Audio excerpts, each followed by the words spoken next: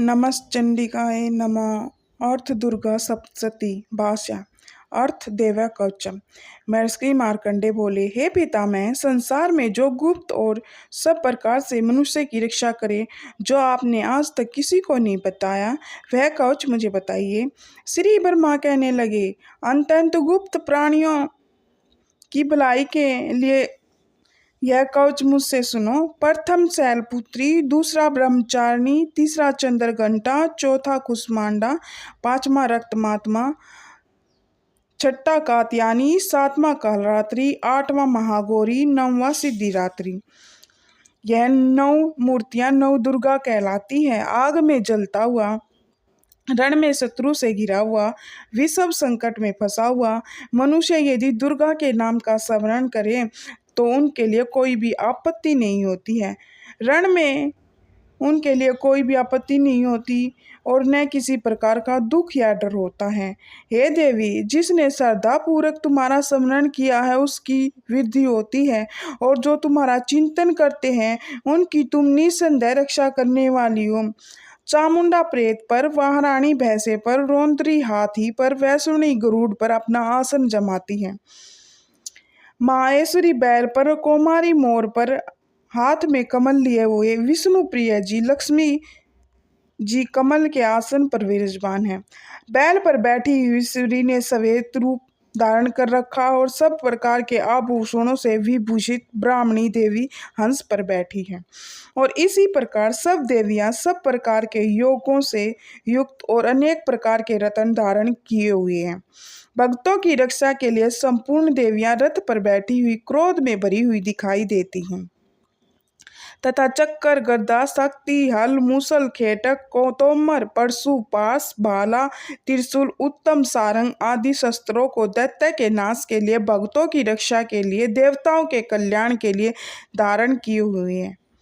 हे मारोंद्र, अत्यंत घोर पराक्रमी माँ उत्साह वाली देवी, मैं तुमको नमस्कार करती हूँ। हे देवी, तुम्हारे दर्शन दुर्लभ हैं तथा आप शत्रुओं के भय को बढ़ाने वाली हो। हे जगदम्बे, मेरी रक्षा करो।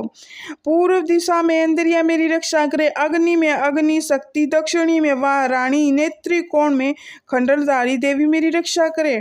वारुणी, पश्चिमी दिशा में वायु कोण में मर्गवाहिनी, उत्तर में कौमारी और ईशान में शूलधारी देवी मेरी रक्षा करें।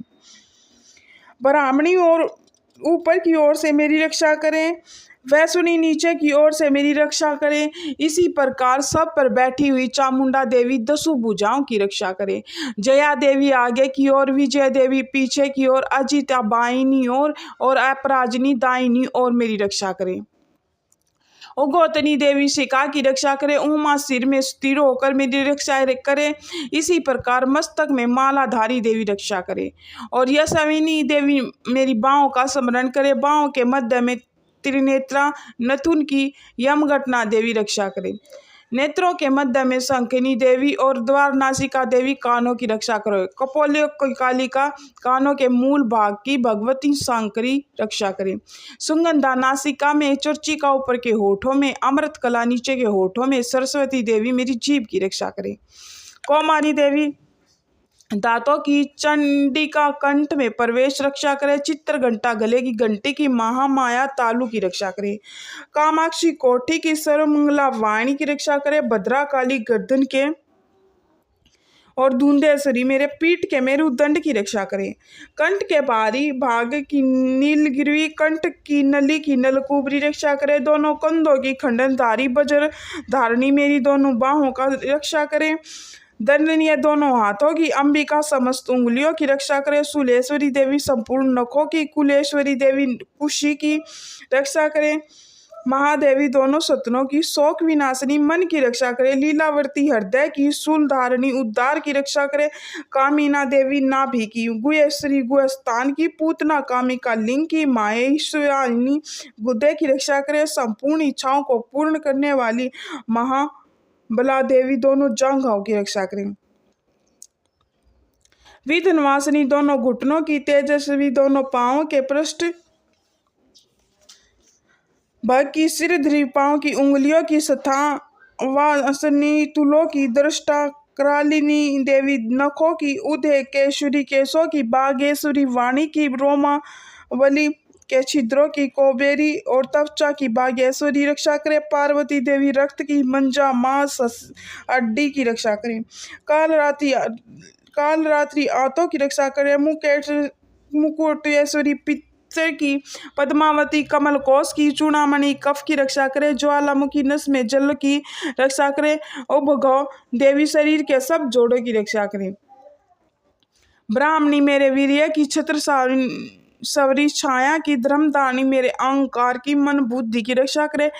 प्राण पान समान उदान व्यास की, बजरस्ता देवी रक्षा करे।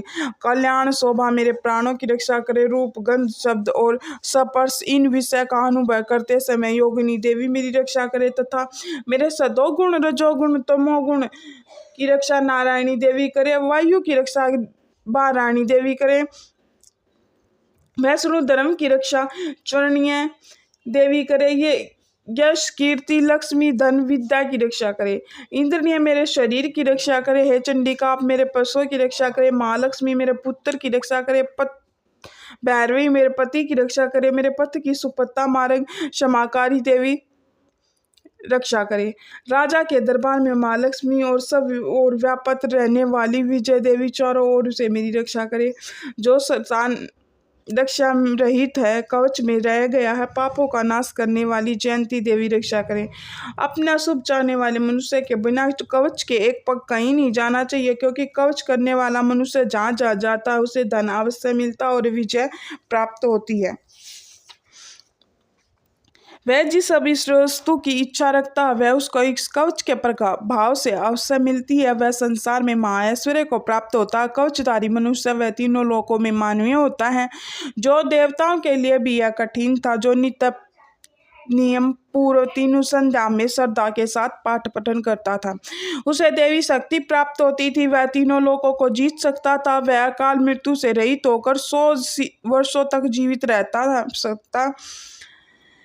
उसी तुला चरम रोग विस्फोट तथा समस्त व्याधि समूल नष्ट हो जाते थे और शतावंतर जंगम और कृत्रिम विषम दूर होकर उनका कोई असर नहीं होता था तथा समस्त अभिचारक प्रयोग तथा इस तरह से जितने तंत्र मंत्र इत्यादि होते हैं इस कवच के हृदय में धारण करने से नष्ट हो जाते हैं। इसके अतिरिक्त पृथ्वी पर विचरने वाले भूचर नभ जलचर प्राणी उपदेश मात्र से सिद्ध होने वाले निम्न कोटि के देवता, जन्म के साथ प्रकट होने वाले देवता, कुल देवता, कंठमाला डाकिनी शाकनी, अंतरिक्ष में विचरने वाले अत्यंत बलवती भयानक डाकिनी, ग्रह भूत यक्ष गर्दन राक्षस ब्रह्मा राक्षस वैताल कुष्मांडा और भैरव आदि निष्ठकारक देवी भी उस मनुष्य को जिनने अपने हृदय में यह धारण किया हुआ है इसे देखते ही भाग जाते थे।